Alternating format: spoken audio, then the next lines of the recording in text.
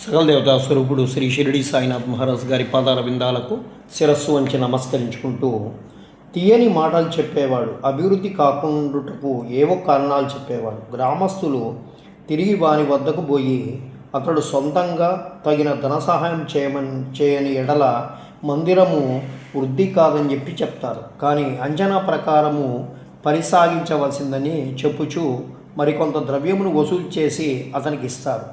వాడు ఆ ధనమును పుచ్చుకొని పూర్వం వలె ఊరక కూర్చుండాను. కొన్నాళ్ల పిమ్మట మహాదేవుడు వాని భార్యకు కలలో కనిపించి ఇట్లు చెప్పాను: నీవు లేచి దేవాలయము శిఖరమును గట్టుము, నీవు ఖర్చు పెట్టిన దానికి 100 రెట్లు ఇచ్చేదను. ఆమె ఈ దృశ్యమును తన భర్తకు చెప్తుంది.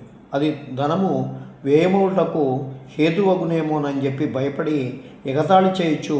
అది ఉత్త స్వప్నమనియు దాన్ని నమ్మవలసిన అవసరం లేదనియు, లేకున్నచో దేవుడు తనకు స్వప్నంలో కనపడి ఎలా చెప్పలేదనియు, తాను మాత్రము దగ్గర లేకుండెనా అని చెప్పి ఇది దుస్వప్నం వలె కనిపిస్తున్నదని చెప్పి భార్యాభర్తలకు విరోధము కల్పించుటకు తోచున్నదని అతడు సమాధానం చెప్తాడు. అందుచే ఆమె ఏమి చేయలేక ఊరుకుంటుంది.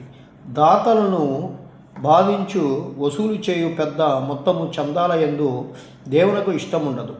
భక్తితోనూ ప్రేమతోనూ మన్ననతోనూ ఇచ్చినటువంటి చిన్న చిన్న మొత్తాలకైనా దైవము ఇష్టపడును. కొన్ని రోజుల తర్వాత దేవుడు ఆమెకు మరలా తిరిగి స్వప్నంలో కనిపించి భర్త దగ్గరనున్నటువంటి చందాల గురించి చికాకు చెంద అవసరం లేదని, దేవాలయ నిమిత్తమేమైనా వ్యయము చేయమని అతని బలవంతం చేయవద్దని, నాకు కావలసినవి భక్తి మరియు సద్భావం కాబట్టి నీకు ఇష్టమైన సొమ్మును ఏదైనా ఇవ్వమని చెప్పి చెప్తాడు. ఆమె తన భర్తతో సంప్రదించి తన తండ్రి తనకిచ్చినటువంటి బంగారు నగలు దానము నిశ్చయించుకుంటుంది. ఆ లోబి ఈ సంగతి విని చికాకు చెంది భగవంతుడిని కూడా మోసం నిశ్చయించుకుంటాడు.